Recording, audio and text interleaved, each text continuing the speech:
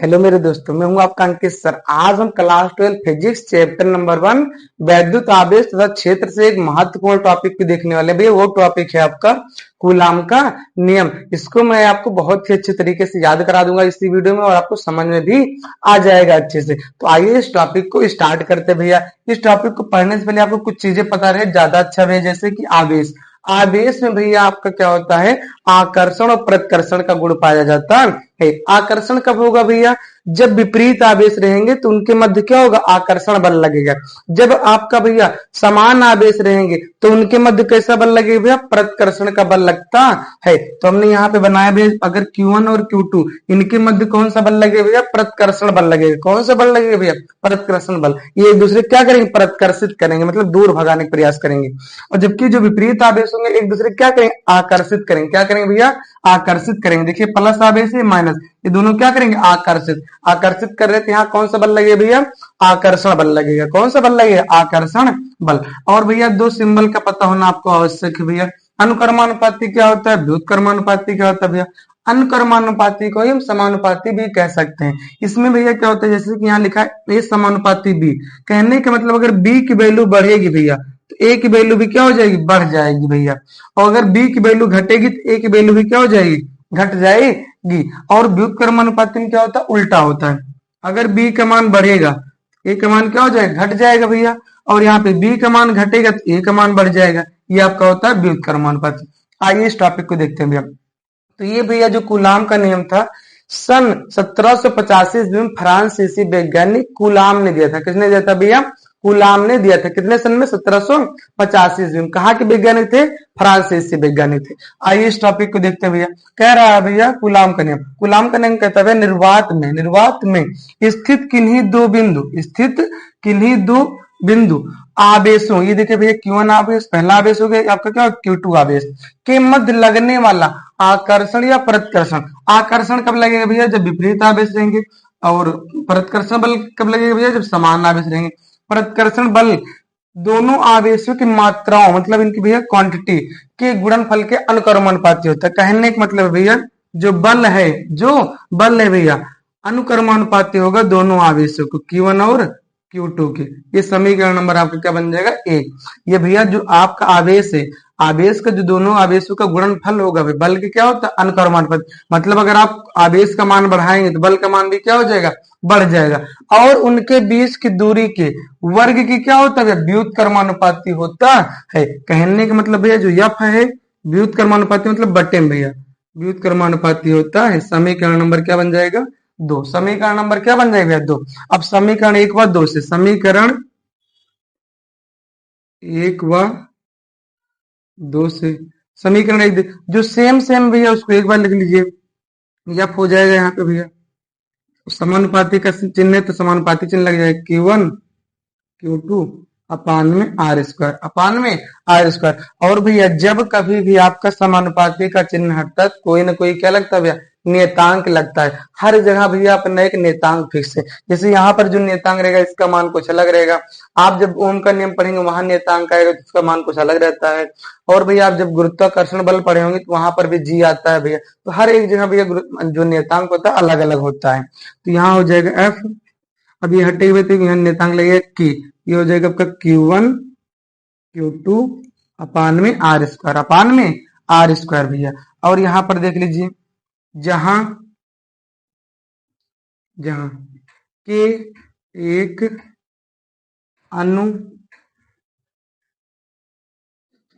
अनुक्रमानुपाती नियतांक भैया, क्या भैया, नियतांक है। और जो के भैया ये आपका 1/4πε0 के बराबर होता है।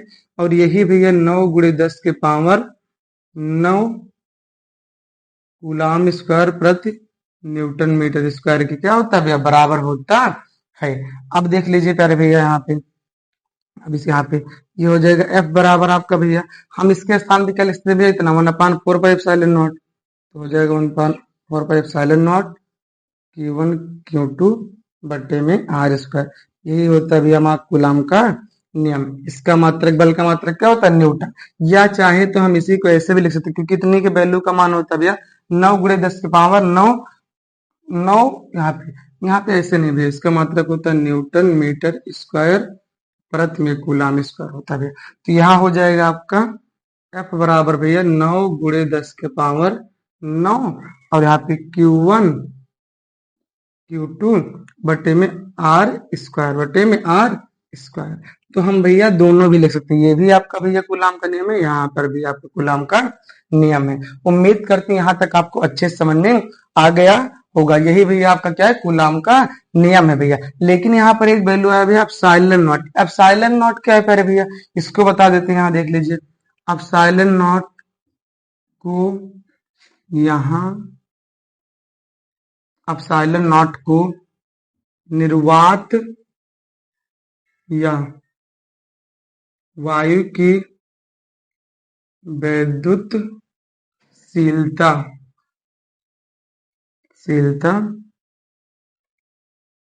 कहते हैं।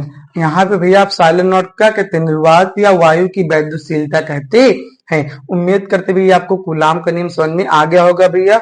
आप इसका स्क्रीनशॉट ले लीजिए। आइए फिर उसके बाद आप साइलेंट नॉट से संबंधित कुछ बातें जानते हैं। यहाँ से क्वेश्चन आता है जैसे कि इसकी बीमा और इसका भैया आप साइलेंट नॉट का मान और इसका मात्रक, यहाँ से भैया आपके बोर्ड एग्जाम में क्वेश्चन आते हैं। और अगर आपसे कूलाम का नियम पूछेगा तो आपको यहाँ तक लिख देना है। उम्मीद करते हैं आपको अच्छे तरीके से समझ में आया होगा भैया। आप इसका स्क्रीनशॉट ले लीजिए।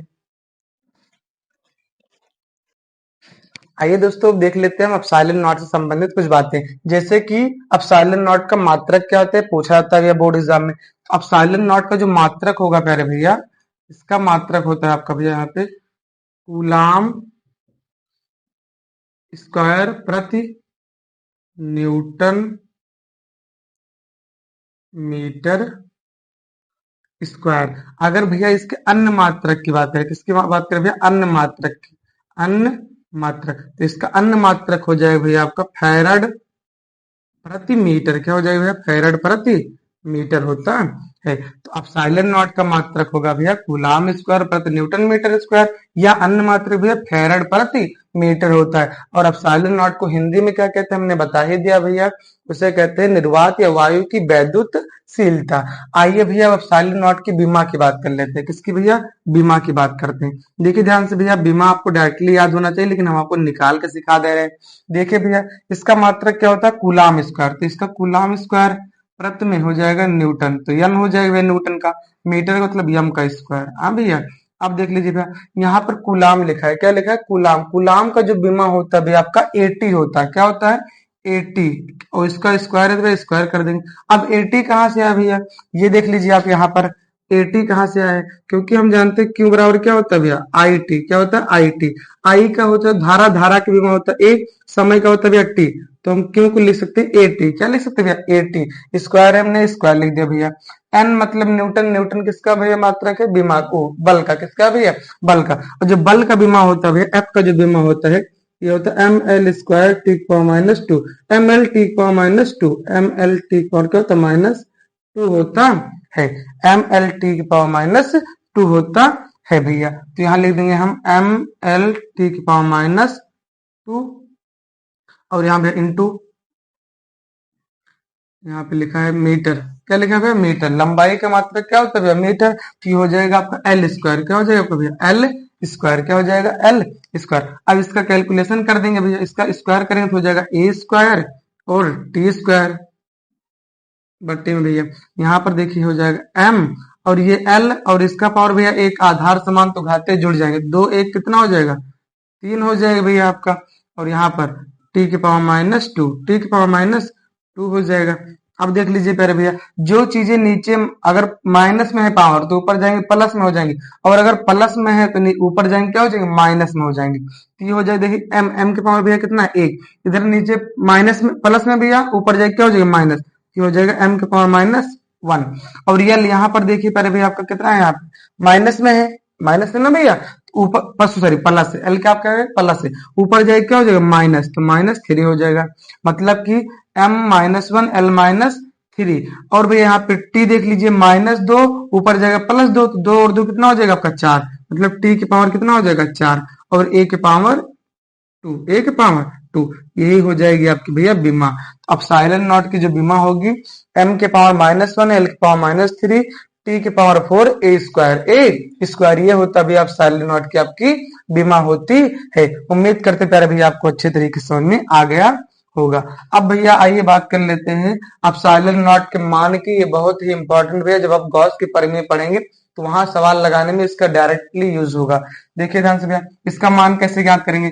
अभी हमने यहाँ पे जाना था भैया 1/4 एप्सिलॉन नॉट कितने के बराबर होता है भैया, 9 गुणे 10 की पावर 9 न्यूटन मीटर स्क्वायर प्रति कूलाम स्क्वायर। और हमें केवल एप्सिलॉन नॉट चाहिए भैया, तो देखिए ध्यान से हम इसको क्या करेंगे, व्युत्क्रम कर देंगे, पलट देंगे। तो ये हो जाएगा भैया आपका यहाँ पे 4 पाई एप्सिलॉन नॉट बराबर, ये पलट जाएगा तो हो जाएगा 1/9 गुणे 10 की पावर 9, ये ऊपर चला जाएगा भैया आपका हो जाएगा कूलाम स्क्वायर प्रति में न्यूटन मीटर स्क्वायर हो जाएगा। अब देखिए भैया हमें केवल एप्सिलॉन नॉट चाहिए, तो जो गुणे में वैल्यू कहाँ चली जाएगी, भाग में। एप्सिलॉन नॉट बराबर हो जाएगा 1/, यहाँ पे 9 है भैया, और उसके आगे आपका आ जाएगा 4 पाई गुणे 10 के power 9 coulomb square newton metre square, उसका मात्रक भैया।